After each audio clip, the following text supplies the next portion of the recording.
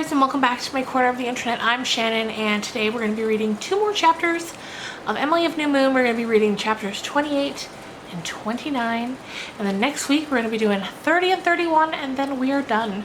So if you're new to my channel or to this series, I've got a playlist where you can go start from the beginning if you want, listen to the story all the way through. Otherwise, you can just sort of sit and listen for a little while today.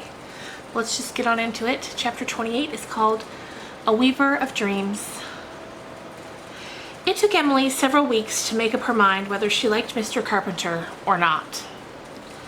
She knew she did not dislike him, and not even though his first greeting shot at her on the opening day of school in a gruff voice, accompanied by a startling lift of his spiky gray brows, was, "So you're the girl that writes poetry, eh? Better stick to your needle and duster. Too many fools in the world trying to write poetry and failing. I tried it myself once, and I've got better sense now." Yeah, well, you don't keep your nails clean, thought Emily. But he upset every kind of school tradition so speedily and thoroughly that Ilsa, who gloried in upsetting things and hated routine, was the only scholar that liked him right from the beginning. Some never liked him, the Rhoda Stewart type, for example, but most of them came to it after they got used to never being used to anything. And Emily finally decided that she liked him tremendously. Mr. Carpenter was somewhere between 40 and 50, a tall man with an upstanding shock of bushy gray hair, bristling gray mustache and eyebrows, a truculent beard, bright blue eyes out of which his wild life had not yet burned the fire, and a long, lean, grayish face deeply lined. He lived in a little 2-roomed house below the school with a shy mouse of a wife. He never talked of his past or offered any explanation of the fact that, at his age, he had no better profession than teaching a district school for a pittance of salary. But the truth leaked out after a while, for Prince Edward Island is a small province, and everybody in it knows something about everybody else, so eventually Blairwater people and even school children understood that Mr. Carpenter had been a brilliant student in his day, and had his eye on the ministry, but at college he had got in with a fast set. Blairwater people nodded heads slowly and whispered the dreadful phrase, and the fast set had ruined him. He took to drink and went to the dogs generally, and the upshot of it all was that Francis Carpenter, who had led his class in his first and second years at McGill University, and for whom his teachers had predicted a great career, was a country school teacher at 45, with no prospect of ever being anything else. Perhaps he was resigned to it. Perhaps not. Nobody ever knew. Not even the brown mouse of a wife. Nobody in Blairwater cared. He was a good teacher, and that was all that mattered. Even if he did go on occasional sprees, he always took Saturday for them and was sober enough by Monday. Sober and especially dignified, wearing a rusty black frock coat, which he never put on any other day of the week. He did not invite pity, and he did not pose as a tragedy. But sometimes when Emily looked at his face, bent over the arithmetic problems of Blairwater School, she felt horribly sorry for him, without in the least understanding why. He had an explosive temper which generally burst into flame at least once a day, and then he would storm about wildly for a few minutes, tugging at his beard, imploring heaven to grant him patience, abusing everybody in general and the luckless object of his wrath in particular. But these tempers never lasted long. In a few minutes Mr. Carpenter would be smiling as graciously as the sun bursting through a storm cloud on the very pupil he had been rating. Nobody seemed to cherish any grudge because of his scoldings. He never said any of the biting things Miss Brownwell was wont to say, which rankled and festered for weeks. His hail of words fell alike on just and unjust and rolled off harmlessly. He could take a joke on himself in perfect good nature. "Do you hear me? Do you hear me, Sarah?" he bellowed at Perry Miller one day. "Of course I hear you," retorted Perry coolly. "They could hear you in Charlottetown." Mr. Carpenter stared for a moment, then broke into a great jolly laugh. His methods of teaching were so different from Miss Brownwell's that the Blairwater pupils at first felt as if he had stood them on their heads. Miss Brownwell had been a marionette for order. Mr. Carpenter never tried to keep order, apparently, but somehow he kept the children busy so that they had no time to do mischief. He taught history tempestuously for a month, making his pupils play the different characters and enact the incidents. He never bothered anyone to learn dates, but the dates stuck in their memory just the same. If, as Mary Queen of Scots, you were beheaded by the school axe, kneeling blindfolded at the doorstep with Perry Miller wearing a mask made out of a piece of Aunt Laura's old black silk for executioner, wondering what would happen if he brought the axe down too hard, you didn't forget the year it happened. And if you fought the Battle of Waterloo all over the school playground and heard Teddy Kent shouting up guards and at him as he led the last furious charge, you remembered 1815 without even trying to. Next month, history would be thrust aside altogether and geography would take its place. When school and playground were mapped out into countries and you dressed up as the animals inhabiting them, or traded in various commodities over their rivers and cities. When Rhoda Stewart had cheated you in a bargain of hides, you remembered that she had bought the cargo from the Argentine Republic. And when Perry Miller would not drink any water for a whole hot summer day because he was crossing the Arabian desert with a caravan of camels and could not find an oasis, and then drank so much that he took terrible cramps, and Laura had to be up all night with him, you did not forget where he said the desert was. The trustees were quite scandalized over some of the goings-on, and felt sure that the children were having too much fun to be really learning anything. But if you wanted to learn Latin and French, you had to do it by talking your exercises, not writing them. And on Friday afternoons, all lessons were put aside, and Mr. Carpenter made the children recite poems, make speeches, and declaim passages from Shakespeare and the Bible. This was the day Ilsa loved. Mr. Carpenter pounced on her gift like a starving dog on a bone and drilled without mercy. They had endless fights, and Ilsa stamped her foot and called him names, while the other pupils wondered why she was not punished for it, but at last had to give in and do as he willed. Ilsa went to school regularly, something she had never done before. Mr. Carpenter had told her that if she were absent for a day without excuse, she could not take part in the Friday exercises, and this would have killed her. One day, Mr. Carpenter had picked up Teddy's slate and found a sketch of himself on it. In one of his favorite, if not exactly beautiful attitudes, Teddy had labeled it the Black Death. Half of the pupils at the school having died that day of the Great Plague and having been carried out on stretchers to the Potter's Field by the terrified survivors. Teddy expected a roar from the teacher. For the day before, Garrett Marshall had been ground into figurative pulp on being discovered with the picture of a harmless cow on his slate. At least Garrett said he meant it for a cow, but now this amazing Mr. Carpenter only drew his bleeding brows together, looked earnestly at Teddy's slate, put it back down on the desk, looked at Teddy and said, "I don't know anything about drawing, I can't help you, but by God, I think hereafter you'd better give up those extra arithmetic problems in the afternoon and focus on these pictures." Whereupon Garrett Marshall went home and told his father that old Carpenter wasn't fair and made favorites over Teddy Kent. Mr. Carpenter went up to the tansy patch that very evening and saw the sketches in Teddy's old barn loft studio, and then he went into the house and asked to talk to Mrs. Kent. What he said and what she said nobody ever knew, but Mr. Carpenter went away looking grim, as if he had met an unexpected match. He took great pains with Teddy's general schoolwork after that, and procured from somewhere certain elementary textbooks on drawing which he gave him, telling him not to take them home, a caution Teddy did not require. He knew quite well that if he did, they would disappear as mysteriously as his cats had. He had taken Emily's advice and told his mother he would not love her if anything happened to Leo, and Leo flourished. But Teddy was too gentle at heart and too fond of his mother to make such a threat more than once.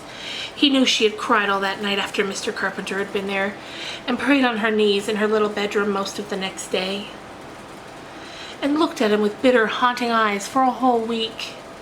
He wished she were more like other fellows' mothers, but they loved each other very much and had dear hours together in the little gray house on the Tansy Hill. It was only when other people were about that Mrs. Kent was weird and jealous. "She's always lovely when we're alone," Teddy had told Emily. As for the other boys, Perry Miller was the only one Mr. Carpenter bothered much with in the way of speeches. And he was as merciless with him as he was with Ilsa. Perry worked hard to please him and practiced his speeches in barn and field, and even by nights in the kitchen loft until Aunt Elizabeth put a stop to that. Emily could not understand why Mr. Carpenter would smile amiably and say, "Very good," when Nettie Gray rattled off a speech glibly without an expression whatsoever, and then rage at Perry and denounce him as a dunce and a nincompoop, because he had failed to give just the proper emphasis on a certain word or had timed his gestures a fraction of a second too soon. Neither could she understand why he made red pencil corrections all over her compositions and ratted her for a split infinitives and too lavish adjectives, and strode up and down the aisle and hurled objurgations at her because she didn't know a good place to stop when she saw it, and then told Rose Stewart and Nan Lee that their compositions were very pretty and gave them back without so much as a mark on them. Yet, in spite of it all, she liked him more and more as time went on. And autumn passed and winter came with its beautiful bare-limbed trees and soft pearl-gray skies. Emily shot up so that winter that Aunt Laura had let down the trucks in her dresses. Aunt Ruth, who had come for a week's visit, said she was outgrowing her strength. Consumptive children always did. "I'm not consumptive," Emily said. "The stars are tall," she added, with a touch of subtle malice, hardly to be looked at for near 13. Aunt Ruth, who was sensitive in regard to her dumpiness, sniffed. "Well, it would be well if that were the only thing in which you resembled them. How are you getting on in school?" "Very well. I'm the smartest scholar in my class," answered Emily. "You conceited child," said Aunt Ruth. "I'm not conceited." Emily looked scornful indignation. "Mr. Carpenter said it, and he doesn't flatter. Besides, I can't help seeing it myself." "Well, it is to be hoped you have some brains, because you haven't much in the way of looks," said Aunt Ruth. "You've no complexion to speak of, and that inky hair around your white face is startling. I see you're going to be a plain girl." "You wouldn't say that to a grown-up person's face," said Emily, with a deliberate gravity which always exasperated Aunt Ruth because she could not understand it in a child. "I don't think it would hurt you to be as polite to me as you are to other people. I'm telling you your faults so you may correct them," said Aunt Ruth, frigidly. "It isn't my fault that my face is pale and my hair is black," persisted Emily. "I can't correct that." "If you were a different girl," said Aunt Ruth, "I would—" "But I don't want to be a different girl," said Emily. She had no intention of lowering the star flag to Aunt Ruth.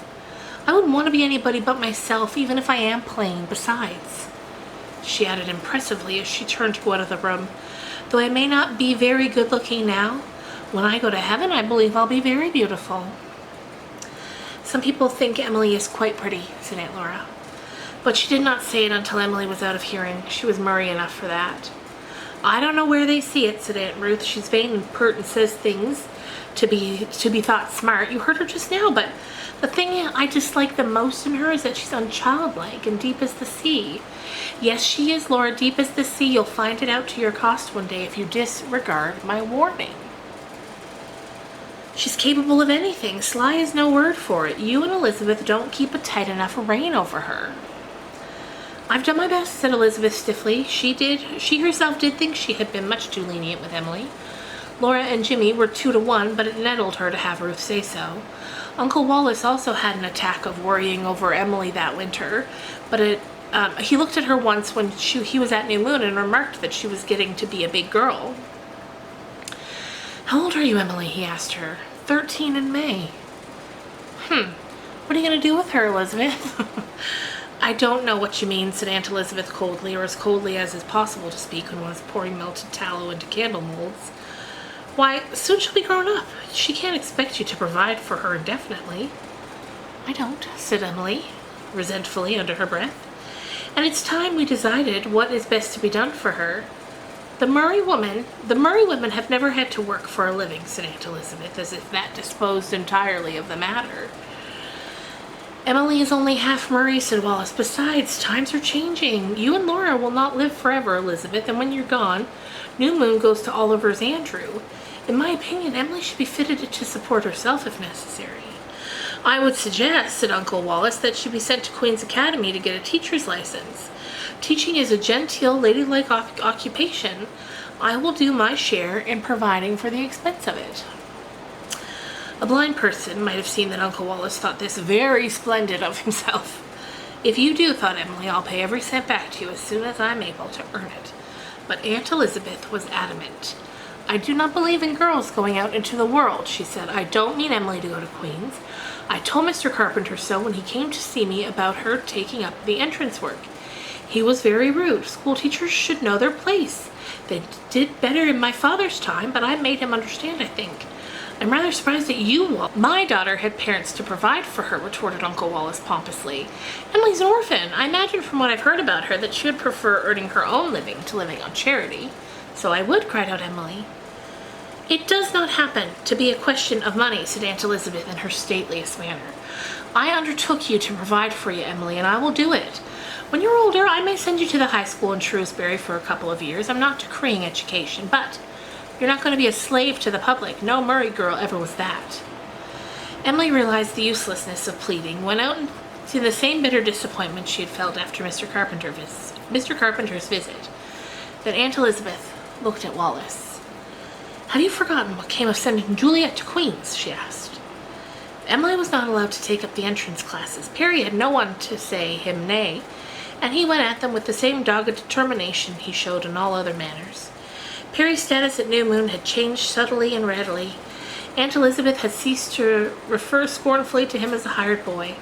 Even she recognized that though he was still undoubtedly a hired boy, he was not going to remain one, and she no longer objected to Laura's patching up his ragged bits of clothing, or to Emily's helping him with his lessons in the kitchen after supper. Nor did she growl when Cousin Jimmy began to pay him a certain small wage. Though older boys than Perry were still glad to put in the winter months choring for the board and lodging in some comfortable home, if a future premiere was in the making at New Moon, Aunt Elizabeth wanted to have some small share in the making. It was creditable and commendable that a boy should have ambitions. A girl was an entirely different matter. A girl's place was at home. Emily helped Perry work out algebra problems and heard his lessons in French and Latin. She picked up more thus than Aunt Elizabeth would have approved, and more still when the entrance pupils talked those languages in school. It was quite an easy matter for a girl who had once upon a time invented a language of her own. When George Bates, by way of showing off, asked her one day in French, his French, of which Mr. Carpenter had once said doubtfully, that perhaps God might understand it, "Have you the ink of my grandmother, and the shoes brush of my cousin, and the umbrella of my aunt's husband in your desk?" Emily retorted, quite as glibly and quite as Frenchly. "No, but I have the pen of your father, and the cheese of the innkeeper, and the towel of your uncle's maidservant in my basket." To console herself for her disappointment in regard to the entrance class, Emily wrote more poetry than ever. It was especially delightful to write poetry on a winter evening when the storm winds howled without and heaped the garden and orchard with big ghostly drifts. Starred over with rabbits' candles, she also wrote several stories, desperate love affairs, wherein she struggled heroically against the difficulties of affectionate dialogue, tales of bandits and pirates. Emily liked those because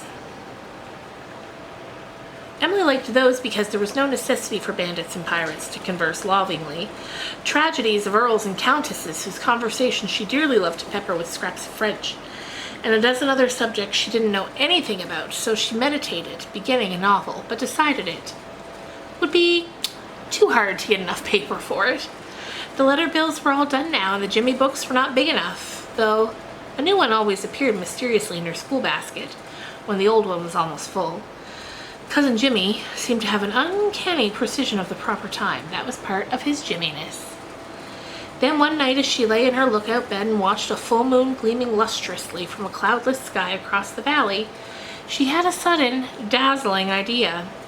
She would send her latest poem to the Charlottetown Enterprise. The Enterprise had a poet's corner where original verses were frequently printed. Privately, Emily thought her own were quite good, as probably they were, for most of the Enterprise poems were sad trash. Emily was so excited over the idea that she could not sleep for the greater part of the night and didn't want to. It was glorious to lie there thrilling in the darkness and picture the whole thing out. She saw her verses printed, signed E. Bird Star, and saw Aunt Laura's eyes shining with pride. She saw Mr. Carpenter pointing them out to strangers, the work of a pupil of mine. She saw all of her schoolmates envying her or admiring according to type.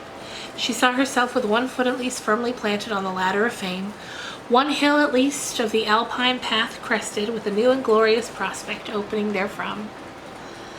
Morning came. Emily went to school so absent-minded because of her secret that she did badly in everything and was raged at by Mr. Carpenter, but it all slipped off her like the proverbial water off a duck's back. Her body was in Blairwater School, but her spirit was in a kingdom far away. As soon as school was out, she betook herself to the garret with half a sheet of blue-lined notepaper. Very painstakingly, she copied down the poem, being especially careful to dot every I and cross every T. She wrote it on both sides of the paper, being in blissful ignorance of any taboo thereon. And then she read it out loud delightedly, not omitting the title, Evening Dreams. There was one line she tasted 2 or 3 times. The haunting elfin music of the air. "Oh, I think that line is very good," said Emily. "I wonder how I happened to think of it." She mailed her poem the next day and lived in a delicious mystic rapture until the following Saturday, when the Enterprise came. She opened it with tremendous eagerness, ice-cold fingers, and turned to the poet's corner. Now for her great moment. But there was no sign of the evening dream. Emily threw down the Enterprise and fled to the garret dormer, where, face downward on the old haircloth sofa, she wept over her bitterness of disappointment. She drained the draught of failure to the very dregs. It was horribly real and tragic to her. She felt exactly as if she had been slapped in the face. She was crushed in the very dust of humiliation, and was sure she could never rise again. How thankful she was that she hadn't told Teddy anything about it. She had been so strongly tempted to, and only refrained because she didn't want to spoil the dramatic surprise of the moment when she would show him the verses with her name signed to them. She had told Perry, and Perry was furious when he saw her tear-stained face later on in the dairy as they strained the milk together. Ordinarily, Emily loved this, but tonight the savior had gone out of the world, and even the milky splendor of the still, mild winter evening and the purple gloom of the hillside woods that presaged a thought could not give her the accustomed soul thrill.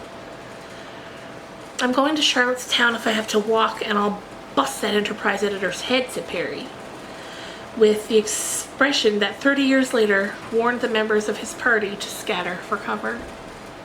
"That wouldn't be any use," said Emily. "He didn't think it good enough to print, and that's what hurts me so, Perry. He didn't think it any good. Busting his head wouldn't change that." It took her a week to recover from the blow, and then she wrote a story in which the editor of the Enterprise played the part of a dark and desperate villain who found lodging eventually behind prison bars. This got the venom out of her system, and she forgot all about him in the delight of writing a poem addressed to sweet Lady April, but I question if she ever really forgave him, even when she discovered eventually that she must not write on both sides of the paper, even when she read over Evening Dreams a year later and wondered how she could have thought it any good. This sort of thing was happening frequently now. Every time she read her last little hoard of manuscripts over, she found some of which the fairy gold had unaccountably turned to withered leaves, fit only for the burning. Emily burned them, but it hurt her a little. Outgrowing things we love is never a pleasant process. Chapter 29, Sacrilege.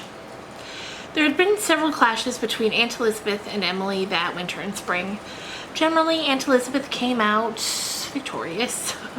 There was that in her that would not be denied the satisfaction of having her own way, even in trifling matters, but once in a while she came up against that curious streak of granite in Emily's composition which was unyielding and unbendable and unbreakable. Mary Murray of 100 years agone had been, so Family Chronicle ran, a gentle and submissive creature generally, but she had that same streak in her, as her "Here I Stay" abundantly testified. When Aunt Elizabeth tried conclusions with that element in Emily, she always got the worst of it. Yet she did not learn wisdom therefrom, but pursued her policy of repression all the more rigorously, for it occasionally came home to her, as Laura let down trucks, that Emily was on the verge of beginning to grow up, and that various breakers and reefs loomed ahead, ominously magnified in the midst of unseen years. Emily must not be allowed to get out of hand now, lest later on she make shipwreck, as her mother had done, or as Elizabeth Murray firmly believed she had done. There were, in short, to be no more elopements from New Moon. One of the things they fell out about was the fact that Emily, as Aunt Elizabeth discovered one day, was in the habit of using more of her egg money to buy paper than Aunt Elizabeth approved of. What did Emily do with so much paper? They had a fuss over this, and eventually Aunt Elizabeth discovered that Emily was writing stories. Emily had been writing stories all winter under Aunt Elizabeth's very nose, and Aunt Elizabeth had never suspected it. She had fondly supposed that Emily was writing school compositions. Aunt Elizabeth knew in a vague way that Emily wrote silly rhymes which she called poetry, but this did not worry her especially. Jimmy made up a lot of similar trash. It was foolish but harmless, and Emily would doubtlessly grow out of it. Jimmy had not outgrown it, to be sure, but then his accident, Elizabeth always went a little sick in the soul when she remembered it, had made him more or less a child for life. But writing stories was a very different thing, and Aunt Elizabeth was horrified. Fiction of any kind was an abominable thing. Elizabeth Murray had been trained up from this belief in her youth, and in her age she had not departed from it. She honestly thought that it was a wicked and sinful thing in anyone to play cards, dance, or go to the theater, read or write novels, and in Emily's case there was a far worse feature. It was the star coming out in her. Douglas Starr especially. No Murray of New Moon had ever been guilty of writing stories or of ever wanting to write them. Don't you know it's wicked to write novels? Demanded Aunt Elizabeth. Well, I'm not writing novels. Not yet, said Emily. I can't get enough paper. These are just short stories.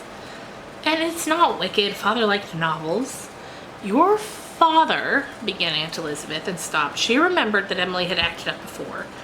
Now, when anything derogatory was said of her father, but the very fact that she felt mysteriously compelled to stop annoyed Elizabeth, who had said what seemed good to her all her life at New Moon without much regard for other people's feelings.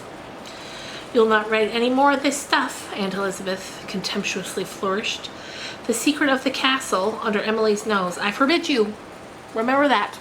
I forbid you. Oh, I must, Aunt Elizabeth, said Emily gravely, folding her slender, beautiful hands on the table and looking straight into Aunt Elizabeth's angry face with a steady, unblinking gaze, which Aunt Ruth called unchildlike. You see, it's this way. It's in me. I can't help it. And Father said I was always to keep on writing. He said I would be famous one day. Wouldn't you like to have a famous niece, Aunt Elizabeth? I'm not going to argue on this matter. I'm not arguing. I'm only explaining, said Emily. She was exasperatingly respectful. I just want you to understand how it is that I have to go on writing stories, even though I'm very sorry you don't approve. If you don't give this up, this worse than nonsense, Emily, Aunt Elizabeth stopped, not knowing what else she could say. Emily was too big now to be slapped or shut up. It was no use to say, as she was tempted to, I'll send you away from New Moon. Because Elizabeth Murray knew perfectly well she would not send Emily away from New Moon. Could not send her away, indeed. She only felt that she was helpless, and it angered her, but Emily was mistress of the situation and calmly went on writing stories. If Aunt Elizabeth had asked her to give up crocheting lace or making molasses taffy or eating Aunt Laura's delicious drop cookies, Emily would have done so wholly and cheerfully, although she loved those things. But to give up writing stories, why, Aunt Elizabeth might as well have asked her to give up breathing. Why couldn't she understand? It seemed so simple and indisputable to Emily. Teddy can't help making pictures, and Elsa can't help reciting, and I can't help writing. Don't you see, Aunt Elizabeth? I see that you're ungrateful and disobedient, said Aunt Elizabeth. This hurt Emily horribly, but she couldn't give in, and there continued to be a sense of soreness and disapproval between her and Aunt Elizabeth in all the little details of daily life that poisoned existence more or less for the child, who was so keenly sensitive to her surroundings.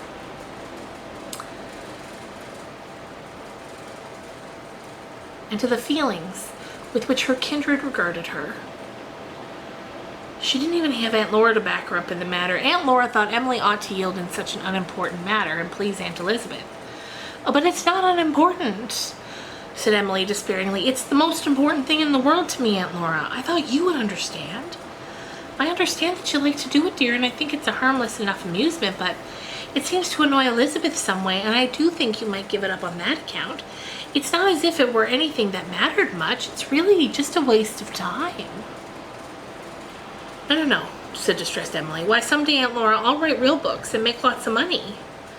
I'm afraid you'll never grow rich that way, dear. It would be wiser to employ your time preparing yourself for some useful work.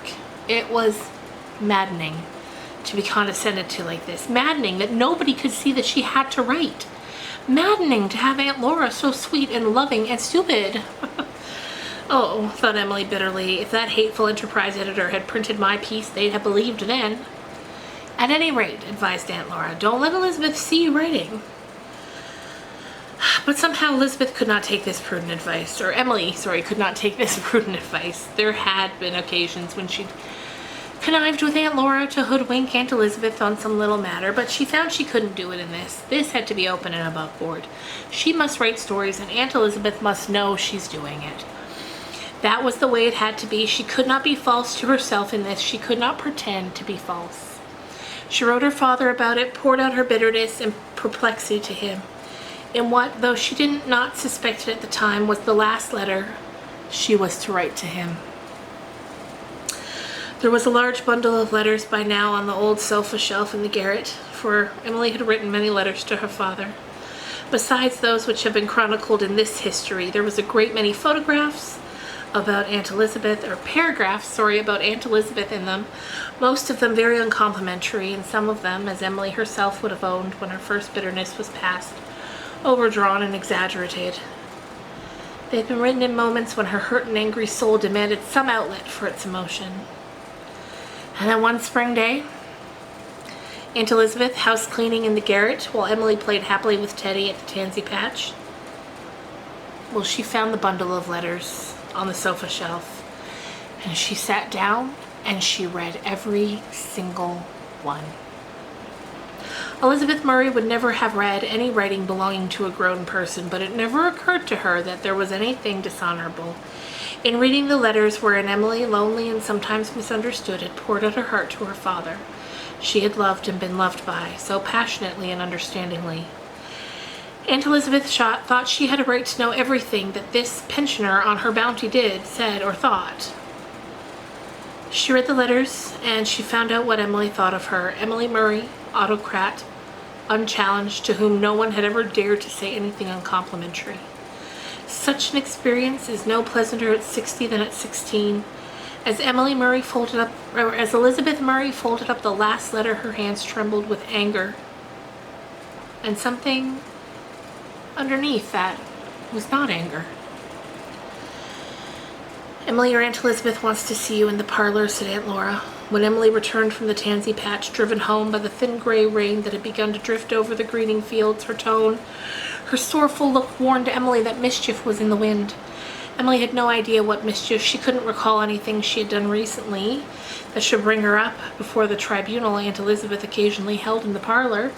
It must be serious when it was in the parlor, for reasons best known to herself. Emily skipped across the big hall, pausing in spite of her alarm to glance at the charming red world through the crimson glass, and then pushed open the parlor door. The room was dim, for only one of the slat blinds was partially raised, and Aunt Elizabeth was sitting bolt upright in Grandfather Murray's black horsehair chair. Emily looked at her stern, angry face and then down at her lap, and then she understood. The first thing she did was to retrieve her precious letters. With the quickness of light, she sprang to Aunt Elizabeth, snatched the bundle, and retreated to the door. There she faced Aunt Elizabeth, her face blazing with indignation and outrage. Sacrilege had been committed. The most sacred shrine of her soul had been profaned. How dare you? She said, how dare you touch my private papers, Aunt Elizabeth? Aunt Elizabeth had not expected this. She had looked for confusion, dismay, shame, fear, for anything but this righteous indignation. As if she, forsooth, were the guilty one, she rose. Give me those letters back, Emily. I won't, said Emily. They're mine, and Father's, not yours. You had no right to touch them. I will never forgive you for this. This was turning the tables with a vengeance. Aunt Elizabeth was so dumbfounded that she hardly knew what to say or do. Worst of all, a most unpleasant doubt of her own conduct suddenly assailed her, driven home perhaps by the intensity and earnestness of Emily's accusation, for The first time in her life it occurred to Elizabeth Murray to wonder if she had done rightly. For the first time in her life she felt ashamed, and the shame made her furious. It was intolerable that she should be made to feel ashamed, for the moment they faced each other, not as aunt and niece, nor as child and adult, but as two human beings, each with a hatred for each other in her heart, Elizabeth Murray, tall and thin-lipped, Emily Starr, white of face, her eyes pools of black flame, her trembling arms hugging her letters. "So this is your gratitude," said Aunt Elizabeth. "You were a penniless orphan, and I took you into my home. I have given you shelter and food and education and kindness, and this is my thanks." As yet, Emily's tempest of anger and resentment prevented her from feeling the sting of this. "You didn't want to take me in," she said. "You made me draw lots, and you made me because the lot fell to you. You knew some of you had to take me, because you were the proud Murrays and couldn't let a relation go to an orphan asylum. Aunt Laura loves me now, but you don't, so why should I love you?" "Ungrateful, thankless child." "I'm not thankless. I've tried to be good. I've tried to obey you and please you. I do all the chores I can to help pay my keep, and you had no business to read the letters I wrote to my father." "They're disgraceful letters, and they must be destroyed," said Aunt Elizabeth. "Oh, no." Emily clasped them tighter. "I'd rather burn myself." "You shall not have them." She felt her brows drawing together. She felt the Murray look on her face. Emily knew she was conquering. Elizabeth Murray turned pale. If that were possible, paler still, there were times when she would give the Murray look herself. It was not that which dismayed her, it was the uncanny something which seemed to peer out behind the Murray look that always broke her. "Keep your letters," she said bitterly, "and scorn the old woman who opened her home to you." She went out of the parlor, and Emily was left mistress of the field, and all at once her victory turned to dust in her mouth. She went up to her own room, hid her letters in the cupboard over the mantel, and then crept up on her bed, huddled down in a little heap with her face buried in the pillows. Something in her was hurt because she had hurt Aunt Elizabeth, for she felt that Aunt Elizabeth, under all her anger, was hurt. This surprised Emily. She would not have expected Aunt Elizabeth to be angry, of course, but she would never have supposed it would affect her in any other way. Yet she had seen something in Aunt Elizabeth's eyes when she had flung that last stinging sentence at her face, something that spoke of bitter hurt. "Oh," gasped Emily. She began to cry chokingly into her pillow.